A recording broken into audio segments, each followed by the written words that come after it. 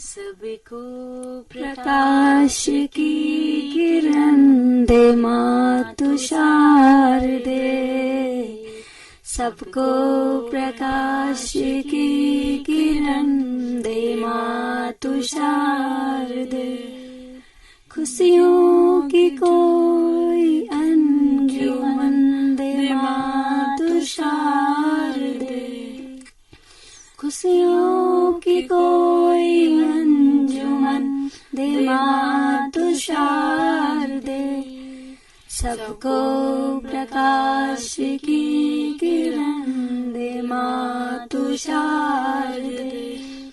दोस्तों, ये सुंदर सी वंदना, ये गीत आप सुन रहे हैं national association for the blinds NAB के जो स्टूडेंट हैं, एजुकेटर हैं, वो दो पूजा रावत और पूजा मेहता इस वक्त हमारे साथ मौजूद हैं।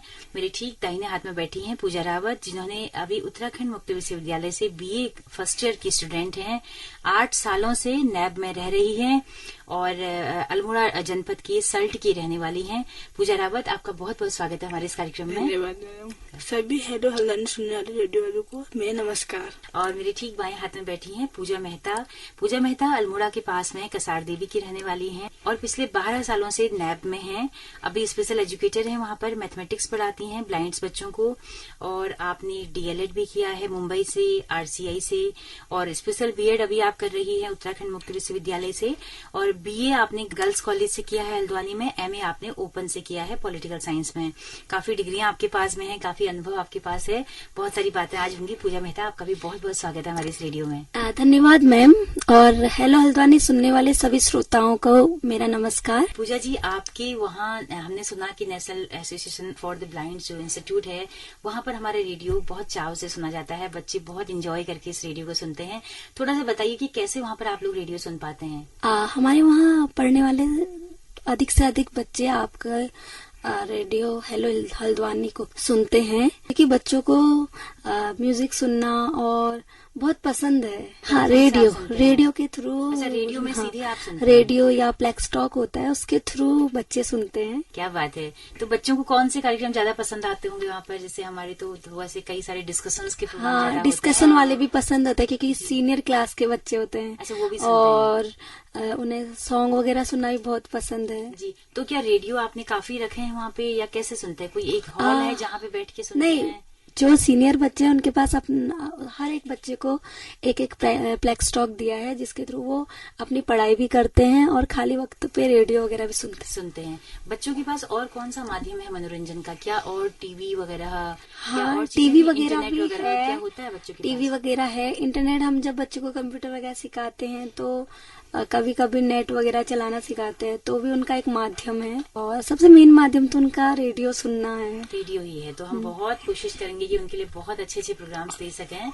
हम चाहेंगे कि वहाँ से हम जरूर फीडबैक लें सारे बच्चों का कि वो क्या सुनना चाहते हैं। मैं चाहती हूँ कि सबसे पहले हम लोग अलग अलग सेगमेंट्स में बात करेंगे। आप लोग ने 12 साल से आप नैब में हैं, तो 12 साल से पहले की जो आपकी उम्र रही थी, वो आपने जो गाँव में बिताई है, वो कैसी थी और आपकी भी कैसी थी, ये हम जानेंगे। तो सबसे पहले पूजा मेहता जी के पास में आती हूँ। आपने कितने साल गुजारे हैं अपने गांव कसार देवी में? मेरा जन्म कसार देवी के पास बिना पानी ग्राम मैचोड़ में हुआ है 1997 में। मैं बचपन से ही दृष्टिबाधित हूँ। मेरे पापा एजुकेटर हैं, मम्मी भी एजुकेटर है। मम्मी पापा बचपन से ही चाहते थे कि मैं पढ़ाई करूँ। गांव का माहौल आप सभी को पता होता है कि हमारे गांव में कितने, एक परिवार में कमजोर बच्चा हो जाए तो गांव में लोगों की दृष्टि उसके प्रति नकारात्मक होती है। लेकिन मेरे माता पिता की मेरे प्रति जो दृष्टि थी वो नकारात्मक नहीं थी।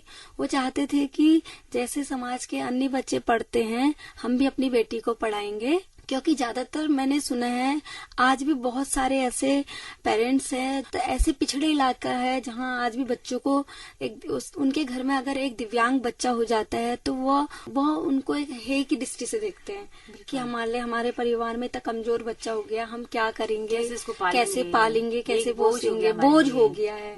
मैं तो धन्यवाद ये करना चाहूंगी कि देखो उत्तराखंड जैसे कुमाऊं में नैब जैसी एक संस्था हम बच्चों के लिए खुली।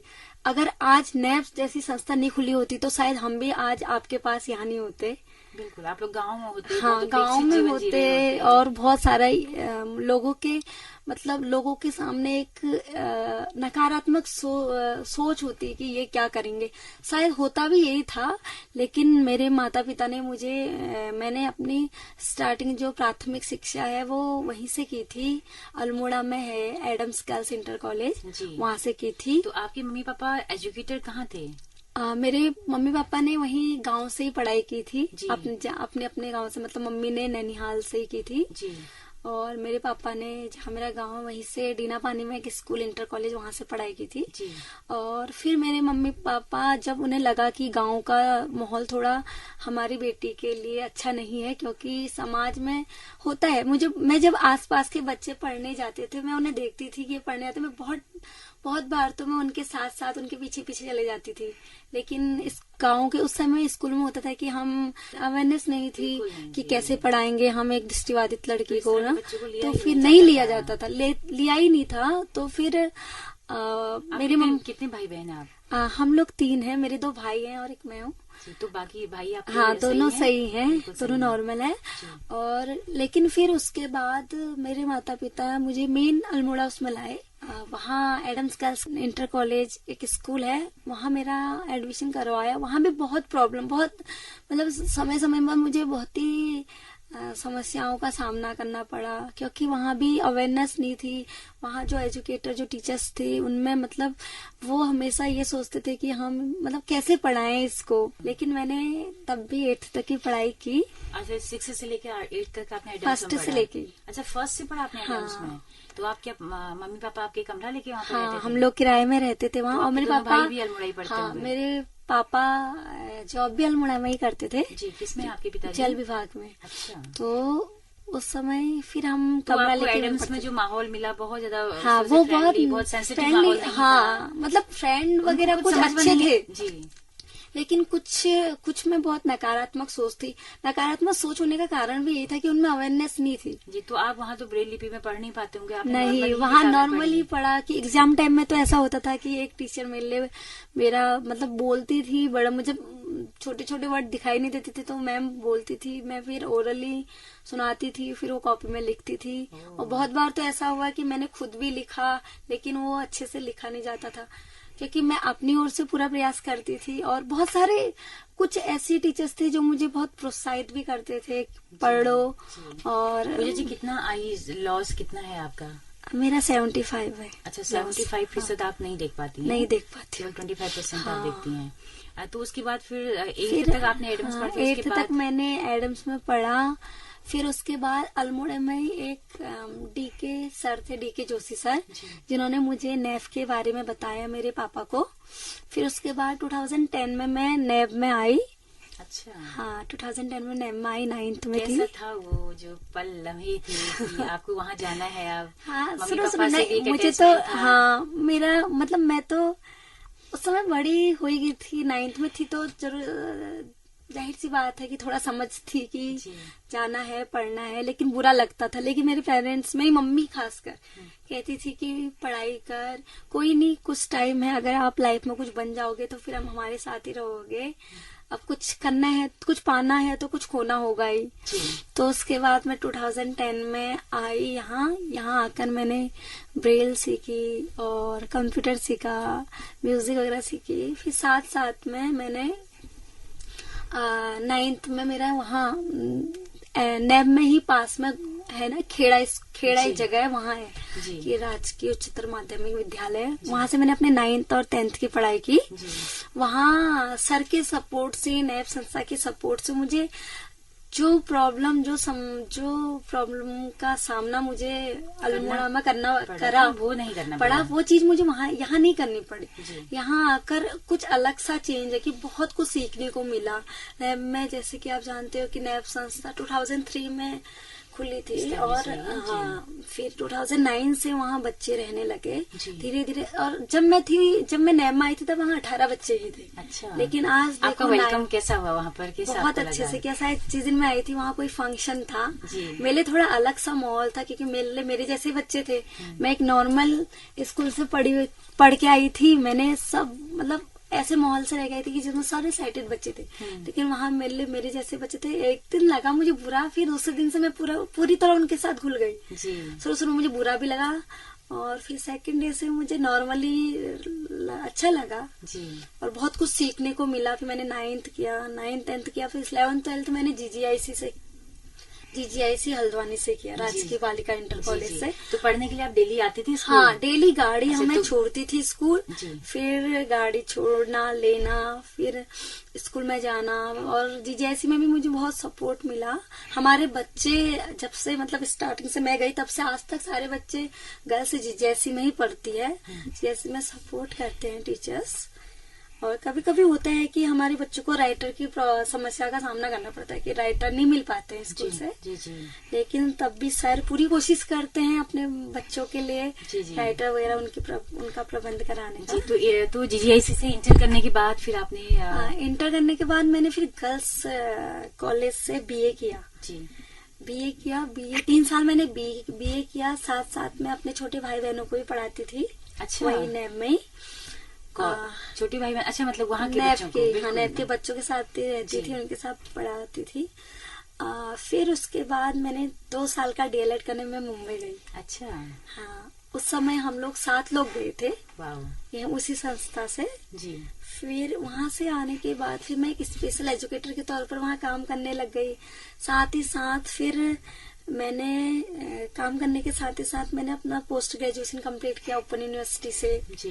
फिर CTET UTET क्वालिफाई किया। और मैंने हाल ही में नेट का एग्जाम भी दिया था, लेकिन कुछ नंबरों से रोक किया था। अच्छा। लेकिन मैंने वो एक्सपीरियंस के लिए दिया था कि कैसा आता है जी। लेकिन मैं आप चाहती हो कि अच्छे से मेहनत करके दूंगी जी। क्या बात है। और मैंने फिर तो अभी स्पेशल बीएड में भी आपने हाँ बीए उस पे स्पेशल बीएड का मेरा 2nd सेमेस्टर है ओपन यूनिवर्सिटी से। तो विजुअली इम्पेयर्ड में हाँ विजुअली इम्पेयर्ड में कर रही हूँ, क्योंकि मेरा खुद का फील्ड है। तो मैं चाहती हूँ कि मैं और बहुत सारे ऐसे अनुभव लूँ, बहुत सारे ऐसे नॉलेज लूँ जिससे कि मैं अपने बच्चों को दे सकूँ। और फिर अभी मैंने हाल ही में पीसीएस का एग्जाम भी दिया है। अच्छा, वाह। पीसीएस अपर पीसीएस का जी। तो आप लोगों के लिए पीसीएस का एग्जाम देने के वक्त क्या फैसिलिटीज अलग से प्रोवाइड होती हैं? राइटर का था कि राइटर उनका खुद का था कि उन्होंने कि आप खुद से भी कर सकते हो और आयोग भी दे सकता है, लेकिन मैंने खुद का चॉइस रखा। और कोई प्रॉब्लम नहीं हुई मुझे पीसीएस और नेट का एग्जाम देने में। अच्छा। सीटेट का जब मैंने एग्जाम दिया फर्स्ट टाइम बहुत प्रॉब्लम हुई, बहुत ही समस्या का सामना करना पड़ा, क्योंकि उस समय शायद अवेयरनेस नहीं थी सीटेट। हाँ, ऐसा लगा मुझे कि फर्स्ट टाइम यहाँ सीटेट का एग्जाम कोई ब्लाइंड बच्चे ने दिया। लेकिन अच्छा। फिर ये है कि आप ठीक है, आप अवेयरनेस भी है और राइटर वगैरह कि हम लोग जब पढ़ते हैं मतलब अपने से छोटी क्लास का राइटर लेते हैं। बड़ी क्लास का आपको अलाउ नहीं होता है ना? नहीं तो। जी। तो पूजा आपका बहुत अच्छी जो है वो यात्रा जर्नी रही है। मैं तो थैंक यू कहना चाहूंगी नैब संस्था को। देखिए आज उत्तराखंड में मतलब कुमाऊं में एक नैब संस्था ऐसा है कि हमारा जो पूरे दृष्टिबाधित बच्चों के लिए काम कर रहा है। उत्तराखंड के साथ साथ उत्तर प्रदेश के बच्चे भी हमारे इस संस्था में हैं। हम अपने बच्चों को सभी सुविधाएं दी जाती है जो एक नॉर्मल बच्चे को दी जाती है, चाहे शिक्षा से हो, चाहे उनका रहना खाना पीना। और बच्चे भी अपनी ओर से पूरी मेहनत करते हैं, अपना अपना फील्ड चूज करते हैं, उसके साथ ही साथ अपनी पढ़ाई फील्ड के अकॉर्डिंग अपनी पढ़ाई कर रहे हैं और अपना एक नया मुकाम हासिल कर रहे हैं। शायद अगर अभी नैब संस्था इतना बड़ा काम नहीं कर रहा होता तो शायद हमारे साथ साथ इतने ढेर सारे बच्चों का भविष्य जी बिल्कुल अंधकार में होता। अंधकार में होता है, रोशनी जगाने का बहुत बड़ा काम, रोशनी जगाने का बहुत बड़ा काम नैब संस्था और मिस्टर श्याम सिंह धानक सर है जो हमारे वो कर रहे हैं जी। इस वक्त कितने बच्चे अभी वहाँ पर नैब संस्था में? अभी 105 बच्चे हैं जी, जो उत्तराखंड की जो उत्तराखंड के सारे डिस्ट्रिक्ट से हैं, चाहे कुमाऊं हो चाहे गढ़वाल हो। क्या आउट ऑफ उत्तराखंड के बच्चे? हाँ, आउट ऑफ उत्तराखंड यूपी से बच्चे हैं, कुछ 7-8 बच्चे यूपी के हैं। और सभी बच्चों को हम समाज की मुख्य धारा से जोड़ने के लिए समाज के जो प्रतिष्ठित विद्यालय हैं वहाँ भेजते हैं, चाहे वो सेंट थेरेसा हो, दीक्षांत हो, नैनी वैली हो, या राजकीय बालिका इंटर कॉलेज हो, या MBBG कॉलेज हो, MB इंटर कॉलेज हो, सारे बच्चे नॉर्मल स्कूल में ही पढ़ते हैं। और स्कूल में पढ़ते समय जो उन्हें समस्या आती है वो जब स्कूल से आते हैं तो हम जो स्पेशल एजुकेटर टीचर्स वगैरह हैं वो उन्हें पढ़ाते हैं और जो उनकी प्रॉब्लम है उन्हें सॉल्व करते हैं।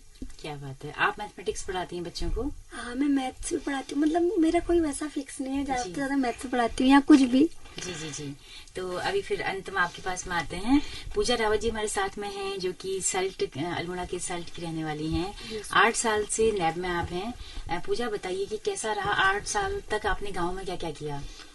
मैं उत्तराखंड सल्ट की बनकोटा गांव की हूँ। गाँव का नाम बनकोटा है। बनकोटा, हाँ, मैंने वहाँ 7 तक पढ़ा, लेकिन मुझे बहुत सारी कठिनाइयों का सामना करना पड़ा। वहाँ हमारे वहाँ मतलब अच्छा नहीं, मतलब गांव में होता है कि वहाँ बहुत दूर होते हैं, स्कूल जाने में परेशानी होती है, बहुत सारी चीजों का सामना करना पड़ा।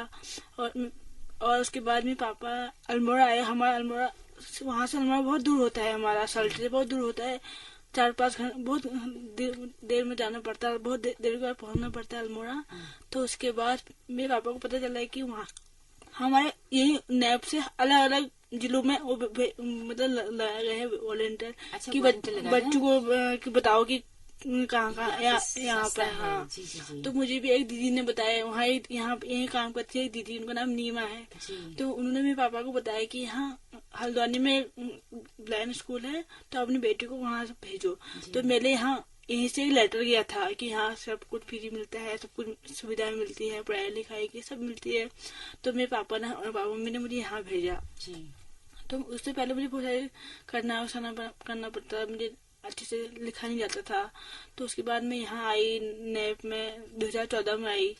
तो फिर मैंने वहाँ तक 7 तक पढ़ा था मैंने घर। और यहाँ मैंने 8 से लेकर 12 तक राजकीय बालिका इंटर कॉलेज हल्द्वानी में पढ़ा जी। तो उसके बाद मैं मुंबई गई, 2 साल का DELED किया मैंने। अच्छा। हाँ, हाल ही में आई हूँ, तो 1 साल होने वाला है। अच्छा, DELED किया। हाँ, तो फिर मैंने यहाँ BA का डाला है ओपन से, और फिर मैंने यूटर अपना सीटर की क्लियर कर दिया है। क्या बात है। तो काफी होनहार हैं बच्चे यहाँ के नैब के, ऐसा लग रहा है कि सब सीटेट हैं। हाँ, यहाँ से बहुत कुछ सीखने को मिला। बाहर वहाँ मुंबई गई, हर कुछ सीखने को मिला। कभी यहाँ बाहर जाना ही नहीं सीखा था, बाहर जगह जाना सीखा मैंने। बिल्कुल। वहाँ आप लोगों को आउटिंग का मौका मिलता था कभी मुंबई में? हाँ, हम जाते थे, समुद्र जाते थे। हाँ, अच्छा। कभी वहाँ संडे मैम भेजती थी, तो फिर जाना पड़ता, हर चीज सीखने को मिला। अब तो मैं अकेले जाती हूँ, अकेले। अच्छा। तो पहले मेरे पास छोड़ने आते थे, अब मैं अकेले घर जाती हूँ, सब कुछ सीखने को मिला। अच्छा, अभी आप लोग गाड़ी में बैठ के कभी भी? हाँ, मैं खुद जाती हूँ गाँव आपको अपने। मान लो अभी हम गर्मी छुट्टी पड़ रही है जून में। हाँ। तो तब हम जाएंगे। अच्छा, आप लोग 1 महीना घर पे रहेंगे अब? हाँ, गर्मियों में? हाँ, बच्चे भी जाएंगे, हम भी जाएंगे। अच्छा, सारे बच्चे जाते हैं गर्मियों में? हाँ।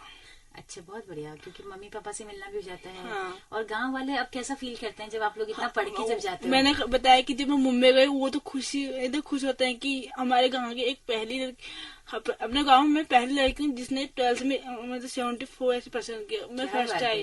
और इनको कितनी खुशी होती है कि मैं इतने, वो कहते हैं कि हमने खाली नाम सुना था मुंबई का, तो मुंबई घूम के भी आ गई। क्या बात है। मैं कहती हूँ, गाँव वाले सब पूछते हैं कि कहाँ कब आई है, सब पूछते हैं क्या कर रही है, सारे गाँव वाले पूछते हैं मेरे। जी जी। तो ये सब संभव हो पाया नैब की वजह से। जब सर ने किया, सबसे पहले से सर को ही जाता है सर। तो आपको क्या लगता है अभी भी पहाड़ों में ऐसे बच्चे हैं जिनको हाँ मालूम नहीं है? बहुत सारे बच्चे उनको जागरूकता लानी है कि तो आपको अंदर से कुछ लगता है कि मैं अपने प्रयासों से क्या कर सकती हूँ और ज्यादा? हाँ, मुझे लगता है कि उनके मम्मी पापा जितने भी हैं उनको भेजो। मैं हमारे यहाँ खुद मैं कहती हूँ उनसे कि भेजो, ये करो, हर किसी को भेजना चाहिए, क्योंकि वो भी पढ़ेंगे। अच्छा, तो नैब, पूजा जी, नैब वालों ने जो है वो वॉलंटियर्स लगाए हैं? हाँ, हर डिस्ट्रिक्ट में वॉलंटियर है। हर डिस्ट्रिक्ट में एक ब्रांच जैसी है जो कि समाज कल्याण के थ्रू अवेयरनेस चिन्हित करते हैं। चिन्हित करते हैं, फिर वो चीज नैब उन बच्चों को नैब तक पहुंचाई जाती है। तो जब इसमें हम समाज कल्याण विभाग का ले रहे हैं तो वहाँ तो पूरा रिकॉर्डेड होता होगा कि किस गाँव में कितने हैं। तो क्या सारे बच्चे क्यों नहीं आ पाते नैब में पढ़ने के लिए? क्या इतना आप लोग के पास फैसिलिटी नहीं है कि इतने लोगों को ले पाए, या फिर बच्चे वहाँ आते हैं जहाँ तक अवेयरनेस पहुँचती है। और बहुत सारे ऐसे कि पेरेंट्स है ना कि उनमें नकारात्मक सोच है। आज तक भी बहुत सारे ऐसे इलाके जो ऐसे बच्चे हैं जिनके पेरेंट्स उन्हें भेज नहीं पाते हैं। जी जी। लेकिन तब भी हम पूरी कोशिश करते हैं कि बच्चे हम तक आए। जी, कभी आप लोग भी गए कि सर्वे करने कुछ गाँव में आप लोग टीम बना के? हाँ, हमारे अभी भी बहुत सारे ऐसी जगह है, जैसे अल्मोड़ा, बागेश्वर, पिथौरागढ़ और ये चंपावत वगैरह इस साइड हर एक जगह DDRC के थ्रू काम करते हैं जी। जो पूरे वहाँ के मतलब सर्वे वगैरह करते हैं जिससे कि पता चले कि कोई दिव्यांग है तो उससे नैब तक पहुंचाया जाता है। फिर नैब में आकर उनका डिसेबिलिटी सर्टिफिकेट बनवाया जाता है जी। फिर अगर वो दृष्टिबाधित है तो उसे ब्रेल वगैरह सिखाया जाता है, उसका प्रशिक्षण दिया जाता है, फिर उसे मेन स्कूल में भेजा जाता है उसकी योग्यता के अनुसार। जी जी जी जी। तो आप लोगों की और लाइफ कैसी होती है? आप लोग अखबार पढ़ते हैं क्या? हाँ नेट अखबार अच्छा, सारा नेट सब इंटरनेट पे कुछ, भी आप मतलब लोग अवेलेबल रहते हैं? मोबाइल फोन आपके सब पास में कुछ, है? हाँ। तो क्या क्या शौक है आपके और क्या पसंद है आप लोगों को? मुझे मुझे स्टोरी पढ़ना, सुनना और दूसरों की हेल्प करना। क्या बात है। तो आप लोगों ने नॉवेल वगैरह कुछ इस तरह की पढ़ते हाँ, हैं? मैंने बचपन से स्कूल टाइम से मैं पढ़ती आती हूँ। मैंने प्रेमचंद्र वगैरह इनके सारे काफी नॉवेल्स वगैरह पढ़े। जी जी जी। क्या लगभग, बात है। क्योंकि हमें ऑडियो में दिलाया, जब मैं 9th 10th 11th 12th में थी तभी ऑडियो में सर ने सब प्रोवाइड कराया था। अच्छा। तो फिर हम बोर्ड के एग्जाम देने के बाद जी। 3 महीने खाली रहते थे। उस 3 महीने में हम यही करते थे जी। कि स्टोरी नॉवेल्स वगैरह पढ़ना या अपने छोटे भाई बहनों को पढ़ाना। जी जी। आप लोग शॉपिंग वॉपिंग के लिए भी जाते हैं कभी बाजार? हाँ, जाते हैं। जाते हैं। हाँ। और पूजा आपका क्या शौक है? मेरा शौक है स्टोरी पढ़ना और डांस करना। क्या बात है। और दूसरे की हेल्प भी करती हूँ जी। मुझे बहुत शौक है। अलग अंदर से खुशी होती है कि हम दूसरे की हेल्प कर रहे जी, जी। हैं। आज हमने की तो कल कोई अगले वाला करेगा। ये भी करना, यही नहीं सोचते कि उसने की तो हम भी करें। हर किसी भावना होती है खुद भी। अब आप लोग वहाँ 12 साल से 8 साल से रह रहे हैं, लेकिन अभी जो नए बच्चे आते हैं ना वो कई बार डिमोरलाइज होते होंगे, कई बार निराश होते होंगे। मोटिवेट उनको आप लोग करते कैसे हैं। मोटिवेट करते हो? हम उनको समझाते हैं उनको कि बच्चा हम भी पहले आए हुए थे, आप पढ़ोगे, कुछ बनोगे। बहुत सारे ऐसे बच्चे आते हैं। जी जी, बिल्कुल बिल्कुल। तो चलते कोई संदेश आपका हो पूजा हमारे तमाम उन लोगों के लिए जो जिनके पास आंखें हैं, जिनके पास सब कुछ है, जो फिजिकली हैंडीकैप नहीं है ना, उनके लिए आपका क्या संदेश है? मेरा हेलो हल्द्वानी सुनने वाले सभी श्रोताओं को मैं एक ही बात कहना चाहती हूँ कि आपके आसपास या कहीं भी कोई भी दिव्यांग बच्चा है तो आप उसे मोटिवेट कीजिए, उसे समाज की मुख्य धारा से जोड़िए, जिससे कि उसका भविष्य भी हमारे जैसे ही उज्जवल हो सके, वो भी आत्मनिर्भर बन सके। Thank you. बिल्कुल, क्या बात है, बहुत शुक्रिया आपका।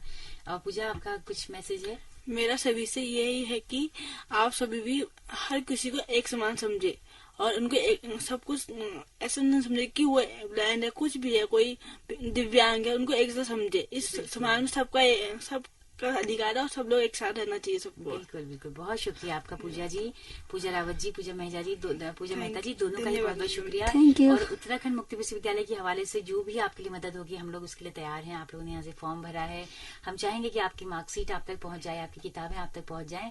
तो हमेशा आप हमें कभी भी कॉल कर सकते हैं। तो आप दोनों का ही बहुत बहुत शुक्रिया हमारे तमाम श्रोताओं को सेंसिटिव करने के लिए, उनसे बातें करने के लिए। थैंक यू मैम जी। तो दोस्तों, आप सबका भी बहुत बहुत धन्यवाद हमारे इस कार्यक्रम में अंत तक इस बातचीत में हमारे साथ जुड़ने के लिए। अगर ये कार्यक्रम आपको पसंद आया हो तो अपना फीडबैक हमें जरूर दीजिएगा। जैसा कि हम बताते हैं कि हमारा रेडियो एक सामुदायिक रेडियो है, एक कम्युनिटी रेडियो है, जिसकी पहुंच रेडियो में केवल हल्द्वानी शहर तक है। लेकिन अगर आप दूर दराज पहाड़ों में या देश के किसी भी हिस्से में इस रेडियो को सुनना चाहते हैं तो हमारे यूट्यूब चैनल के जरिए इन कार्यक्रमों को आप सुन सकते हैं। हेलो हल्द्वानी नाम से हमारा यूट्यूब चैनल है, हमारा फेसबुक पेज है। आपके फीडबैक का हमें बहुत बेसब्री से इंतजार रहेगा।